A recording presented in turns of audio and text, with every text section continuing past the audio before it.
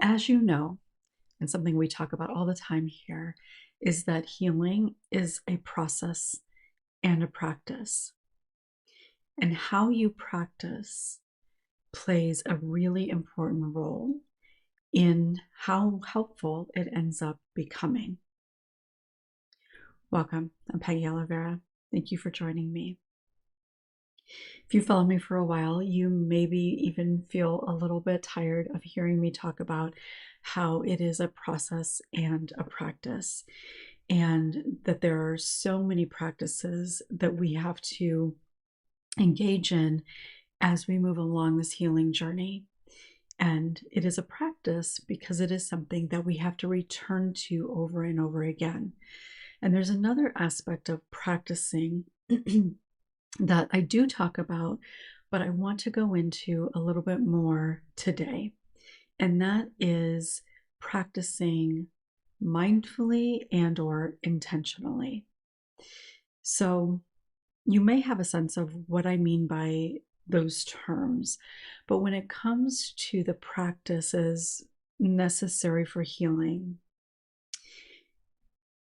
if we're not practicing mindfully or intentionally, while we might be doing the right sorts of things, they're not going to have the healing impact. They're not going to be internalized.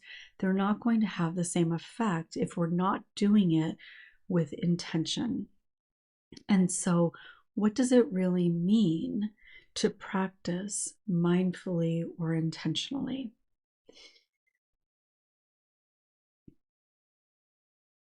One of the things that I've talked about in different ways here is how awareness is really important. And that can apply in a lot of different ways. That until we become aware of something, we can't change it, we can't understand the impact, we can't recognize our own patterns, all of that, right? Practicing is somewhat similar. And it's like for a lot of people, even the idea of affirmations can be a practice, right? Where you get out your affirmation deck or your card and note, whatever it is, and you practice saying the affirmation. So you're intentional about, okay, I'm going to say this affirmation. But where that ends up lacking is that you're missing part of the mindful aspect of it, as well as the intentional aspect of it. Because an affirmation, while it is ultimately generally about trying to be able to believe in the affirmation, saying the affirmation is not the practice that is healing. And if you've tried doing affirmations, you are probably very well aware of that, right? That sometimes even when you say an affirmation, that you'll find having some sort of resistance to it, maybe a physiological response, and quite often thoughts as to why that affirmation can't really be true. Or maybe you notice not necessarily any specific thoughts, but maybe just not feeling quite right, or certainly not feeling the reality of that affirmation. So in this example, doing it mindfully and intentionally could be like, let's say you're wanting to believe that you have the strength to continue on this healing journey. Like a general affirmation that somebody might suggest or that you might think could be helpful might be, I am strong. And that could be very true and is going to be very true. But when you are just thinking, okay, I'm going to do this affirmation because I need to believe that I'm strong, and you say, I am strong, the focus is on saying the words, right? But there's not necessarily a lot of connection to it. And if that resistance comes up, then it's actually going to be counterproductive, which is often what happens with a lot of different types of affirmations, depending on the day. So what that would look like instead from a more mindful and or intentional place is, from a mindful perspective, it would be thinking about what does this affirmation mean? How can you find a way to connect to the truth in that affirmation? The intentional aspect of it is, okay, I'm going to do this affirmation or this reality testing, however, whatever it might be at that particular time. I'm going to do this. This will be helpful for me. It's helping me connect to the truth of my strength. I can find examples of the truth of my strength. So you're really kind of encompassing all these different layers to that simple affirmation. So mindful is in part thinking or having the awareness that maybe doing an affirmation, that practicing trusting in your strength could be helpful. That, if you're struggling, if you're feeling like you can't do something, okay, I'm struggling with this, being able to feel grounded in my strength or reminding myself that I can get through this would be helpful. That's kind of the mindful, or an aspect of the mindful piece. Intentional would be, okay, so what can I do to try to do that? And that might be some reality testing. It might be reminding yourself, writing it down, saying it out loud, of examples of when your strength has shown up, even if you don't necessarily completely identify it as strength, but maybe you would see it as strength in somebody else. So you're really just taking all of that and making it more, giving it more context, allowing it to touch into different layers than saying something that in its simplest form quite often creates some sort of resistance.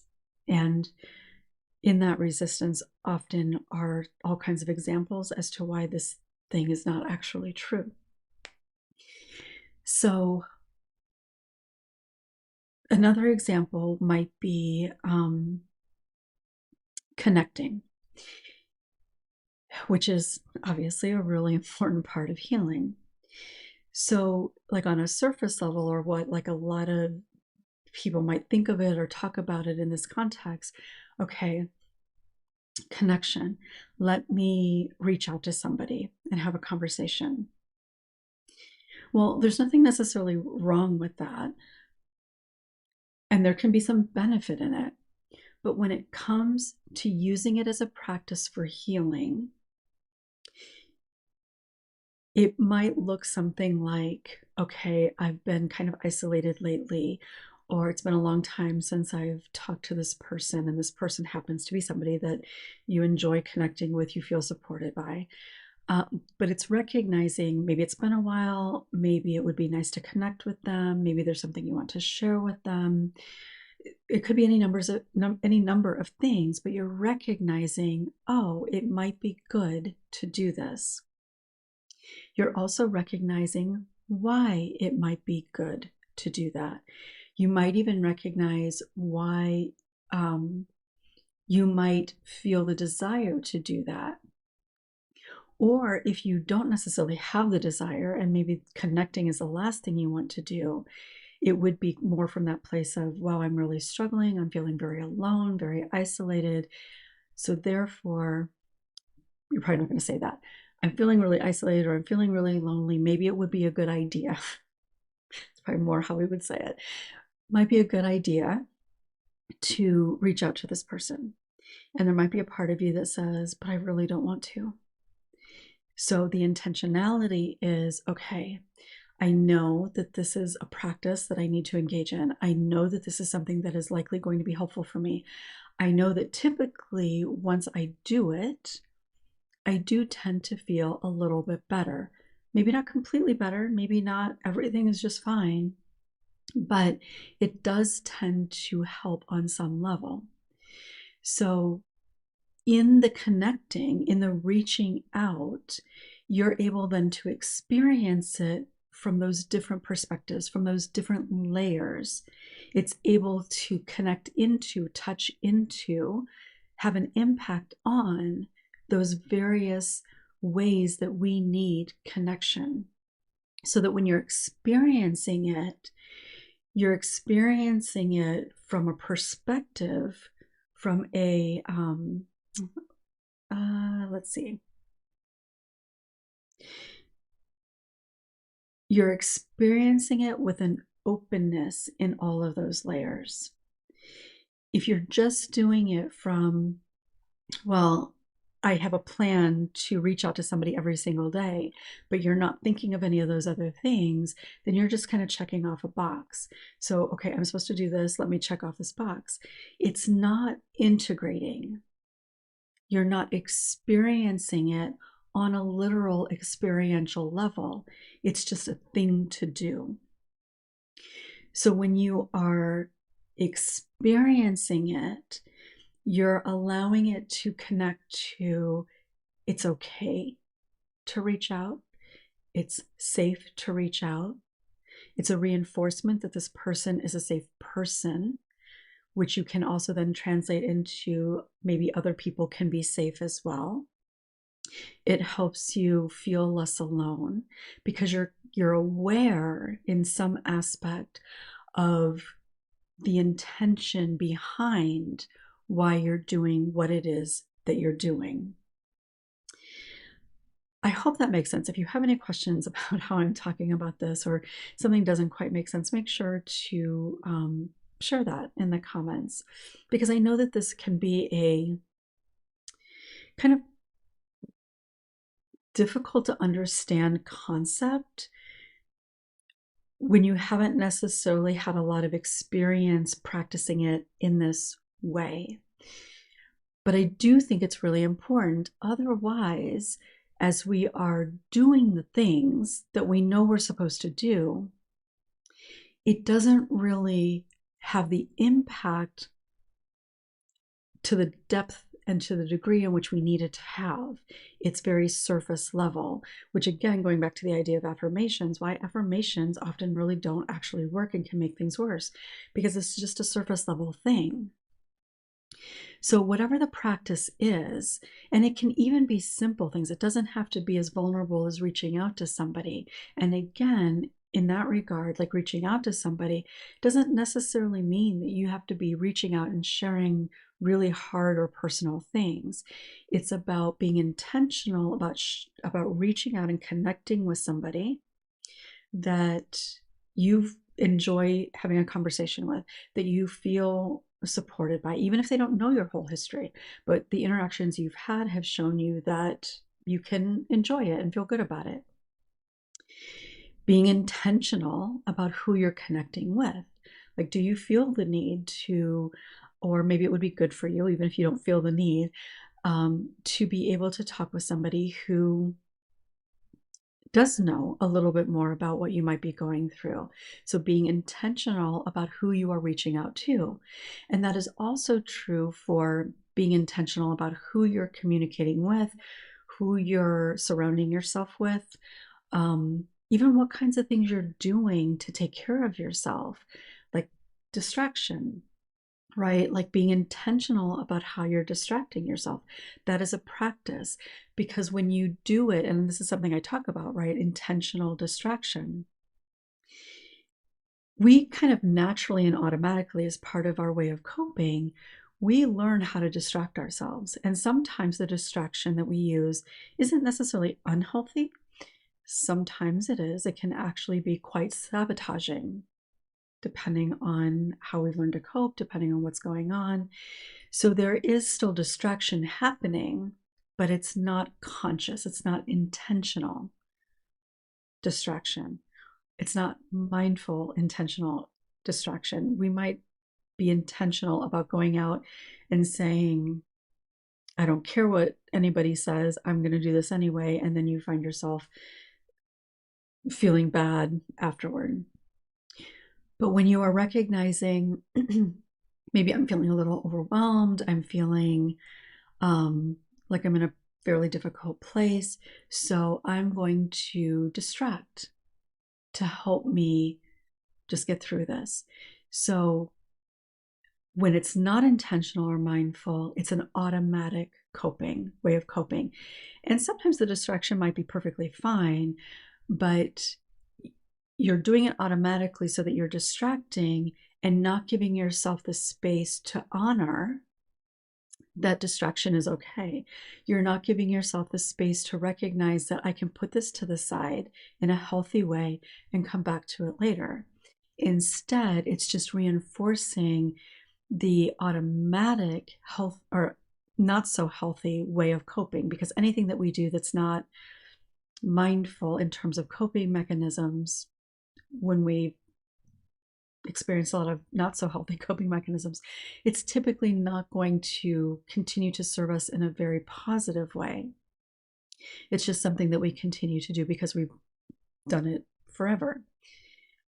But if we can recognize, I'm feeling really kind of overwhelmed. I think that I'm going to put this to the side and I'm going to go read, or I'm going to reach out to somebody, or I'm going to listen to some music, or I'm going to needlepoint, or I'm going to do whatever it is. Even scrolling on social media doesn't have to be a bad way of distracting as long as you're doing it intentionally. Because when you do it with that intention, like, okay, I'm just going to scroll through some social media, when you see things that might be connected to this thing you're trying to move away from, you're just going to quickly move through it. If you're not, if you're not intentional about it, there's a higher likelihood that you will watch that thing or read it, maybe even read comments and that sort of thing, which will further the discomfort, the unease, the difficulty that you're experiencing. If you do it intentionally, you're going to be more mindful, more aware to avoid those types of things. Or even if it's not related specifically, just something that might be kind of difficult or create other different types of feelings that are not so great. So maybe specifically seek out funny videos or things that are more lighthearted, or something that's more kind of just like a hobby sort of thing. And that can be a really healthy way of distraction, of navigating through times that are feeling a little bit more difficult. And that's important, not just for that moment and the practice of building healthier coping, but that is really important in terms of practice, because it helps your nervous system recognize that when you're in this difficult place, whatever that might look or feel like, that you have the ability to choose something that can help you through that. Because when we're not mindful and intentional, our nervous system tends to stay in that heightened state, right? Like if you're just kind of scrolling and then you see something that might have some sort of connection to what you might be going through or feeling or something like that, your nervous system is responding to that in this similar way as it is responding to your own situation. So you're keeping that energy going. When you're doing it intentionally, your nervous system gets to experience, and it's settling in, it's being internalized as a safe and healthy experience because you're aware of it. It gets to recognize that you can be in this difficult place and you can make a choice to do something and you can feel better, which strengthens your sense of being okay in the world, of being able to trust yourself, even helps you connect to your sense of strength and power to be able to navigate through difficult types of things. And when we don't do it in that way, yeah, we may get distracted, we may forget about it for a little while, but it does nothing really in the healing scheme of things, because we're not giving it the opportunity to shift something within us. because it's just an automatic thing, and it's like not registering. And that's what I mean, in a sense, like that idea of it doesn't register. That's really kind of what I mean by being able to really experience it from that very consciously aware place. And even if I work with people individually, so much of what we talk about at different times is like kind of going over different things that maybe happen in the week and identifying how something that happened and the experience of that, how that could shift something, or how we can look at that in a way that might be different than their automatic response. And that comes up a lot in terms of interactions that they might have with somebody, that they may not register it as an experience in which it was a healing experience because they're not conscious of trying to experience it. They're just, okay, it wasn't dangerous, or I got through that, or maybe they don't even remember it necessarily.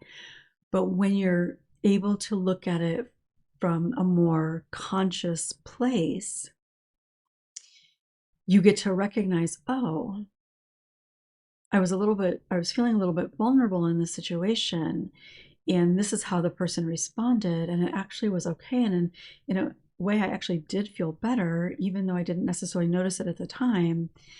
That helps retrain both your belief system and your nervous system. But it is a practice that one time isn't going to shift everything automatically. It is an ongoing experience that you need to have in a variety of ways. So when you are thinking about doing something that is a practice that I know here, I share different kinds of things that I suggest in terms of practices a lot. So whether it's something that we've talked about here or any other aspect of your life, thinking about it as a part of your practice for healing and doing it from that intentional and mindful or consciously aware, if that makes a little more sense, place. Because that's when, on a nervous system level, you get to experience it. It registers. It's very similar to how somebody may not notice necessarily having any sort of physiological response in their body. So they don't necessarily notice feeling anything in their body. But if you sit with a little bit and you check in and you think, okay, am I feeling anything in my jaw? How is the muscle in my jaw? You might recognize at that point, oh, my muscle is feeling tight. Or if you bring awareness to your shoulders and, okay, how are my shoulders doing? And you notice that they're feeling really tense. Well, you weren't aware of that before you were intentional about checking in, right? Once you check in, you can then do something to help release those muscles. And the more consciously aware you become of that, the more intentional you are about releasing those muscles, the more automatic and natural that state becomes. And that is how practice in healing works as well, and why it is important to do it with intention and being aware. And if you're intentionally doing it, you're likely going to be more mindful of it. But it is a really important thing, and doing it from that place, doing it from the intentional place, is also a practice. That's not going to happen automatically just because you make a decision to do it. You actually have to be able to practice becoming aware. And typically how that happens over time is you start recognizing it after the fact. So you're not going to notice it typically in the moment and think, okay, how can I think about this, or however that might look or sound. What you'll notice is after it's over, you might be thinking about, okay, is there something differently that I could have done? Or is there something I wish I would have done? What might I like to do in the future? So you might go back and reflect on something and think of it in that way. And it might even be a positive experience that you have that you didn't necessarily register as positive, but you can reflect on it and kind of look at it a little bit more. I was going to say objectively, but it doesn't, I mean, certainly objectively, but you might just even look at it. Like have it register that this was an experience that you had. That's part of the practice. So that's what's going to likely be happening in the first part of this healing journey. And that first part, there's no time frame on that. That can vary. Or if you're in a really stressful period of your time, you might go back to that where you have to be really intentional and be more reflective than being able to be aware in the moment. So you tend to reflect on it, recognize it. You can replay things from this more consciously aware place. And then over time, the more you continue to practice that reflection, the more accessibility you have in a given moment to bring intentionality at that particular time. But it is an ongoing practice. And the more you practice, the more automatic and, in a sense, the more beneficial it becomes. So I would love to hear from you. What did you find yourself kind of resonating with, or maybe anything that felt kind of confusing to you? Because again, until you've been able to reflect and recognize how that process unfolds, you don't yet really have any context for it. So you can't really, it's quite difficult to be able to conceptualize what that looks like or what that feels like until you've been able to experience some of it. And again, typically you recognize that it's happened upon reflection. And then over time, it becomes more automatic. So share in the comments. I'd love to hear from you. If you haven't yet, make sure to subscribe and click the bell for notifications. Thank you so much for being here. I'll look forward to seeing you next time.